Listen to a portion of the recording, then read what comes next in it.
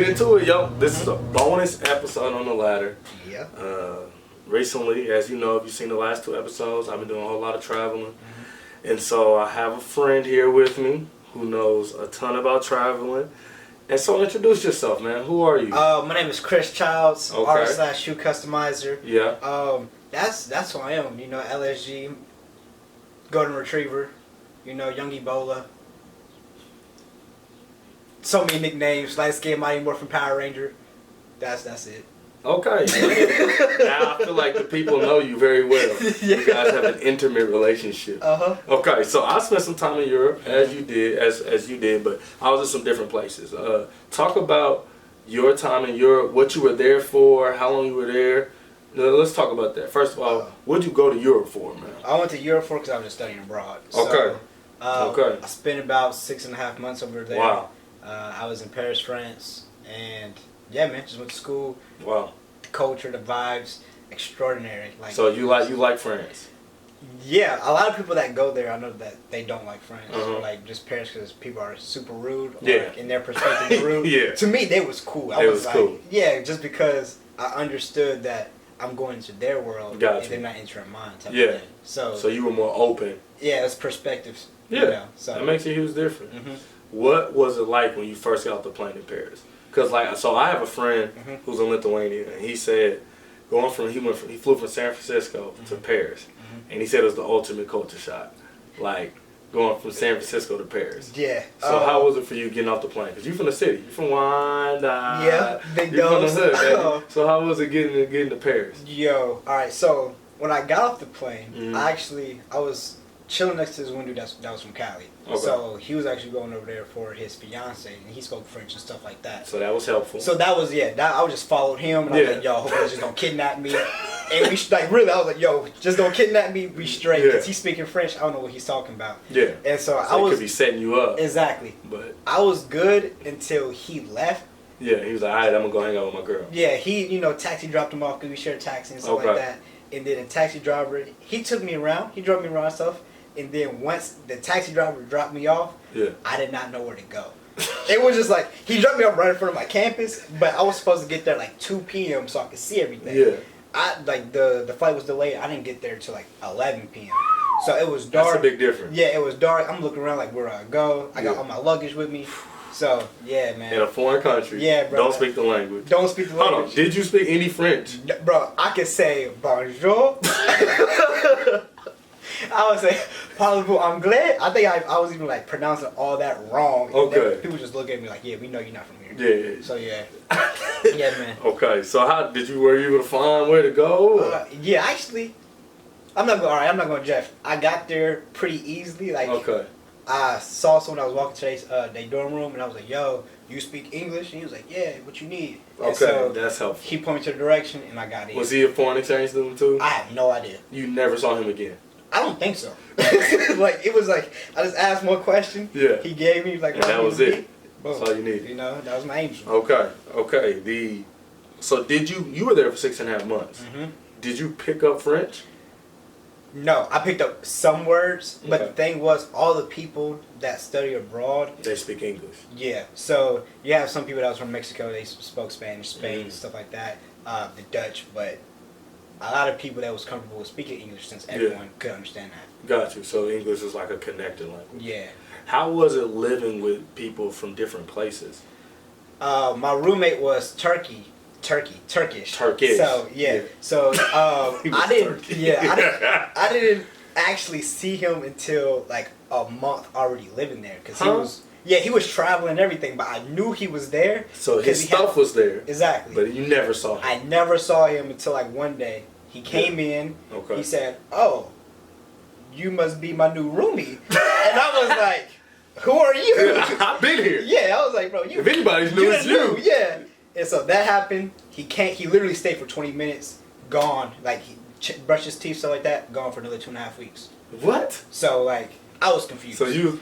Because I was like, yo, he came in, entered, left. I was like, what are you doing? And boom. No, so you basically by yourself for a while. I was by myself really for like 2 months. Okay. And then it was 2 people that went to Wichita State that Okay. traveled with me, but they were boyfriend, girlfriend, so like they was doing their So you stuff. was a third wheel kind So It wasn't like a third wheel. Like I'm a loner. Yeah. I know this. So, like it was cool. I was just like I was like walking, doing my own thing. Yeah. You know, trying to network with people. Gotcha. But yeah, like it was that. And that's different, right? Like being in Paris, everybody walks. That was different for me in Europe. Like Kansas City, we drive. Yeah. Like you drove here, you didn't walk here. Like we was like, I mean, wherever we go, we drive. Wherever we drive to the grocery store. But like going to Europe, they walk. You walk everywhere. What was that like? Because like you walk everywhere, so you get used to it because you know your endurance and everything builds up over time. But when you first just start walking on the cobblestone, you just like because they got it's like from the 1400s. Yeah, you just walk. You're like, all right, where do I go? Like you get off the train, the metro station, and then you just gotta find your way type thing, you know. Yeah. So that's how that was. It was cool though. It was. I would definitely not take anything away from that experience. Yeah, no, I enjoyed like the walking and being outside. And it was really cool. Like it made me be like, I should do that back home. But then when I get back here, I just drive. Yeah, you know what I'm saying? Because our cities are set up for us to drive. Exactly. They're saying like Europe is set up for them to walk. It's super small. Yeah. Like it's really once you go to La Sagrada, like the church, you just see everything. See the whole like, city. It's literally like the size of Wanda. Wow. Like you just walk everywhere. That's the thing. You just walk. Yeah. And yeah, that's crazy. So you said you're an artist. You were in Paris, France. How was that? It was interesting. First, when I first got off the plane, like literally the first week, my laptop crashed. Usually, like I'm a workaholic. I'm just like, I figured I was gonna be there and just like work and stuff like that, get inspired by everything. But that was out the way. Wow. So the whole time, I'm picking up like street art, going everywhere, just looking, being inspired, going to the Louvre. The Louvre is like crazy. That's where all the goats are at. You know, you got DiCaprio. My bad. I'm messing up. I'm someone. I'm like, yeah, DiCaprio. He's amazing. No, you got like Da Vinci and everybody. Okay. Yeah. So it was just like you see. This is like these are the MJs and everything. Yeah. Like, you actually see like, yo, this is crazy. Yeah. So like the $1 billion painting. Exactly. You see like the Mona Lisa. I'm not gonna lie to you. Mona Lisa is not like that. And yeah, I mean, I've always thought it was whack. It's not. The reason why it got famous because it was stolen. Yeah, that's why. So, yeah. So it was famous because someone took it. Exactly. So that's my beef with art. Like, so I have a real beef with art. What's your beef? Because art is so subjective. I feel like people get famous and they suck. And so I'm not I struggle with that. Like my wife's an artist. She's like, no, you just don't understand. Like we'll go to the Nelson and like I respect artists. Like I respect that. Like it's not easy, but like it's some stuff like especially abstract. I have a real beef with abstract art because like they be having like the splatter painting. And I'm like, bruh, like I could do that. You don't see that? You don't. And they're like, nah, man, it's like chaos in an organized world while the black man lives. I'm like, it's blue and red splattered paint, bro. Like, so I got, but as an artist, you see the beauty and stuff like that. Like, how does that work for you? It's certain stuff. So I went to it's called a Foundation Louis Vuitton. It's like just a museum essentially. Yeah, I saw your vlog. Yeah, I saw your vlog. It was just one like canvas, literally just huge. Took up a majority of the wall. Wow. Just blue. Just blue canvas. Like blue, like look like you just got a big brush and just did this. Huh. Okay. They bought that for $75,000. See, that's and I looked at it, and the thing, I wasn't in the group, but I can hear it. I'm a little distance, but I can hear exactly what she's saying, and I'm just listening. I was like, this is just a finesse. Like this is a finesse, and I don't want to sound like a hater. But I'm just being a consumer of the product. And I'm just looking at it. And I'm like, yo, it's blue. That's it. Like, literally, that's it. So, have you ever seen The Upside, like Kevin Hart's movie? No, I haven't. So, Kevin Hart got that movie. It's called The Upside. He is like a caretaker for an old white guy who's a quadriplegic, like a billionaire. And Kevin Hart, like, makes this painting. It's terrible. It's like a Doberman picture, and it says courage on it. And he's not a painter. Like, he just does it. And a white guy that comes on, like, to hang out with him, the rich guy, he's like, who's this? And he's like, the artist goes by many names. Like, he, like, builds this mystique about the painting. Yeah. Dude buys it for $50,000. That's like, and that for me, that's all art though. That's how art works. Like it just take a couple people to be like, nah, that's it, and people be like, really? That's it, and now everybody want it.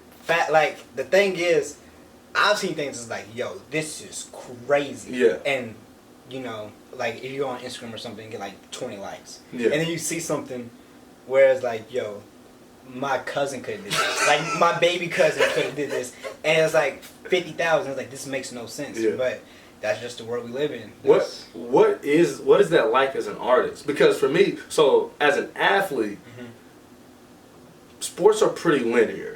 Like I work out, I get better, I can see when I'm better. Like I can work to a goal. But for me as an artist, this is like I just hope I'm in the right place at the right time. Because I feel like there's dope artists out there who can really like go. Yeah. But like they'll never ever make money doing art. What I say is, it's literally, or at least how I see it now, it's just how you brand yourself. Okay. And especially because we live like in a social media time and stuff like that. Yeah. You can just like slide in someone DMs like, yo, and they just buy it for so much, or you just connect with the right people. Okay. But it's definitely, I don't know, it seems so saturated now. Or maybe I'm just saying that because you're in the art world. Because I'm in the art world, and then I can see everything, you know? Well, so, I mean, social media has been done this to all industry, but it's just revealed that there's so many people pursuing. Yeah. You know what I'm saying? Like, if there was no Facebook, no Instagram, you had no idea. You would have no idea that there's all these other artists doing similar things. You know what I'm saying? Same thing with like basketball. Like before YouTube and like Ball is Life, I mean, Kansas City was all I knew. Yeah. So we compared ourselves to each other, and that was it. But like now, growing up, you can't do that. You can't live like that. Yeah, cause like, you know there's a 6'11" dude in New York that can dribble and shoot, and he's 14. Yeah. Like, you know what I'm saying? Like, I feel that. So that it can get real disheartening real quick. Yeah, you like, hey, he like that. He like, yeah, they live. I can't do that. And so, but like as an artist, so do you think you have grown as an artist from living out of the country? For sure. And the reason why is just because I picked up so many different styles. It's not just when I went to France, I saw this type of thing. I traveled so many different places, so it's like. So where did you go? I went to London, Spain, Amsterdam, Germany. Like I went to Berlin, Hamburg, Italy. I want to say that's it, but I know that's not. Was Paris your favorite place? No, it wasn't. What was your favorite place? I have to say London. London. And it's just because one, it wasn't as foreign. Just because they speak English. Everything's speak in English. The only thing that was, they drive backwards. Yeah. And did you drive? I didn't drive. I got like in the taxi. And that was cool. I was like, oh, I'm in the taxi. So like that was cool. I almost died a couple times. I almost got hit by a couple of double-decker buses. Looking the wrong way. Okay. But I can see you like this. Like, I'm like, oh, be straight. I'm about to die. And people were like, oh my god. So like, I like London. It's just extremely expensive. Like that, the pound is not a game. No, the pound is worth more than the dollar. Yeah, it's worth more than the euro. It's the number one currency. Yeah, I was just looking at that when I was in Europe. I was like, that's crazy. It's not a game. I was there for the first time for 4 days. After the second day, I was like, get me out of here. Like my money running short. Yeah, I'm looking at my bank. I'm like, hold on. I don't got no bank over there just because like you have to be citizen, resident there right? for resident. Okay. Yeah, for a certain amount of time. Got you. And I'm like, all right. I just got basically what's all in my pocket, So that's I was like, it. I ain't gonna make it. Yeah, I was about that life, but that's crazy. I rocked with Barcelona. Barcelona was cool. Spain. The vibe. Did you experience a siesta? No. They don't do a siesta. I didn't experience that. Okay. The only thing I really experienced, I was there for like 2 days. Okay. So we went to the club. The best club I've ever been to was in Spain. Yeah, they said a teammate I played with in college from Barcelona, and he was like, you can literally club till 6, 7 in the morning. We didn't leave the club till 5. Yeah, easy, and it was still cracking. Yeah, like that's crazy. That's sort of like their culture over it. Yeah. Anyway, just because like, they go out. We start drinking at like 11, 12 o'clock. We go there, we party, we come back 4 or 5. And then that's just what it is. That's crazy. You wake up at 9, 10 o'clock, start your day. That's crazy. Yeah, like The parties over there was crazy. The That's beach, what they said. the water was just like. I do want to do Spain. I heard Spain is beautiful. Spain is dope, bro. Okay. Did you go back for longer, or that was? No, that was it. So okay. my fraternity brother, he came over, and we basically like just went on this little backpacking trip. Gotcha. So y'all was walking? Nah, like we was like, well, in Spain we was walking. Like other places we went, we was walking, but you know we took buses and planes and stuff like that. Oh, okay. Okay. When you said backpack, I'm thinking. Oh no, we had the backpack on. Though. But like, you had the backpack. Yeah. Like, but you weren't hype. You weren't thumb out. Nah, we wasn't like that. Okay. To a certain extent. You had a plan. Somewhat. Okay. You know how much of a plan you can have. Yeah. Just being like in a foreign place. Yeah. So, yeah. That's one thing that in Europe that I realized I took for granted was the ability to be able to read. Like it's real. It's crazy because you just can't read nothing. They don't mean anything to like it's just letters. Like you literally just look. Yeah, I remember being in Poland and we driving down the highway and it was like Pizza Hut and I didn't even want no pizza. But I was just excited that I knew that said Pizza Hut. Yeah. Like that's something I definitely took for granted. Is like just literacy. Like everything, even from the most simplest things. When I heard people speak English, I already knew they was from America. I just go and talk to them like, yo, where you from? Yeah. Like, America. I said, duh, where? They be like, I don't know, Colorado. Like, oh, cool, that's right next door. What's up? Yeah. And you automatically get that bond from that. But you do. Like, you hear people like, English.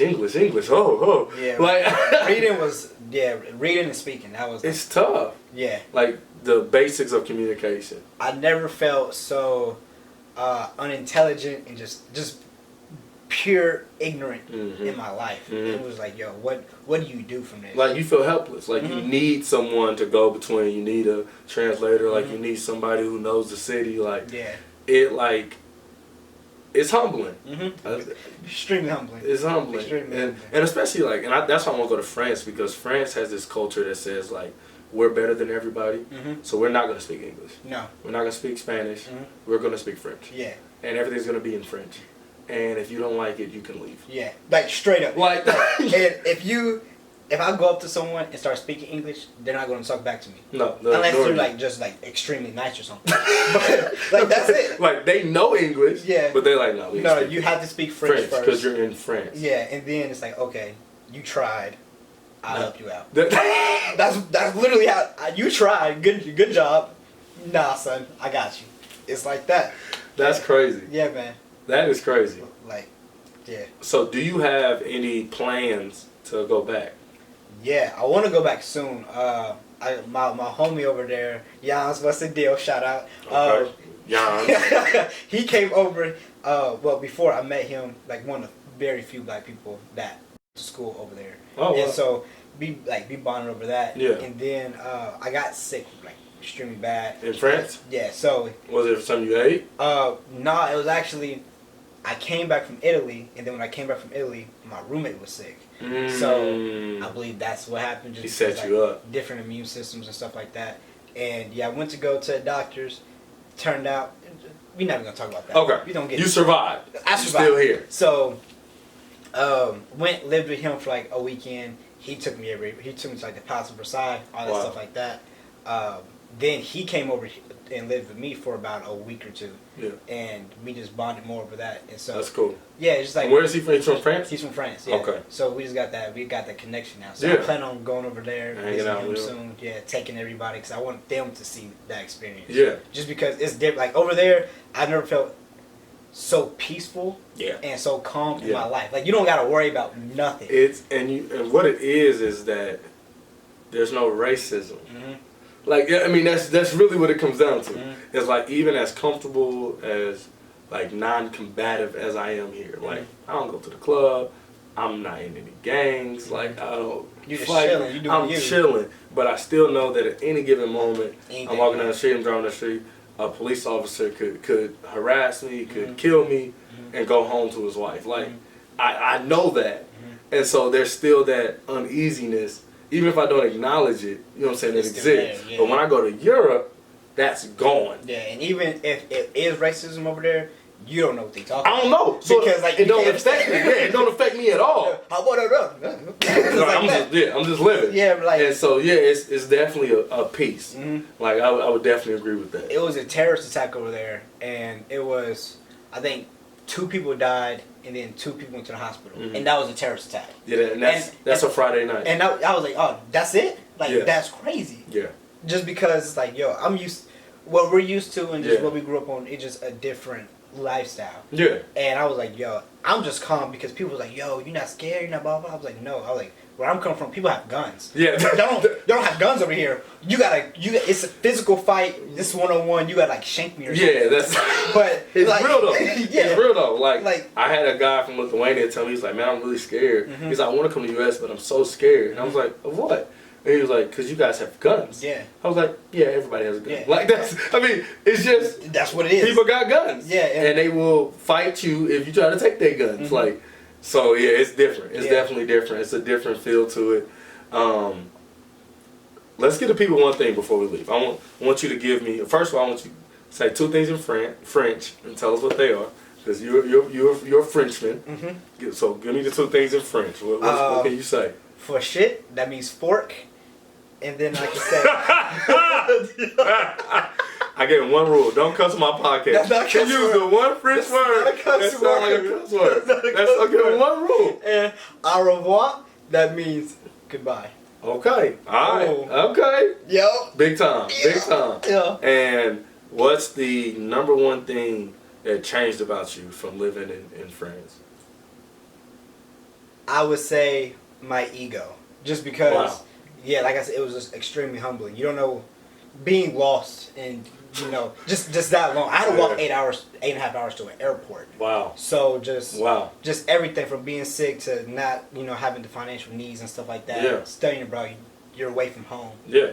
All that stuff. So, yeah, definitely the ego part. That's dope. Mm-hmm. And I think all Americans need an ego check. Yeah. I think that's just a thing that if you grow up in America, something in your life needs to check your ego. Yeah. And so that's pretty cool. Shout out your socials, man. I want people to be able to follow you, get in touch with you, see your stuff, see what you're doing. Follow me at Instagram and Twitter at _Chris Childs, ChrisChilds. Also, shop with me, www.shopchrischilds. You can find all my artwork there. Get your money. My vlogs. Get your money. Stuff like that. Also, subscribe to my YouTube channel, Chris Childs Life, and that's it.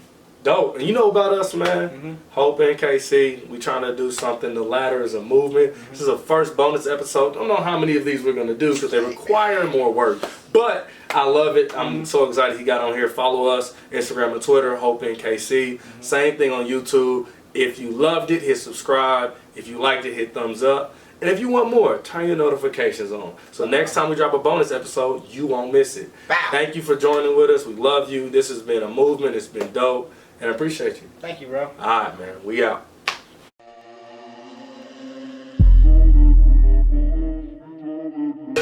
Yeah.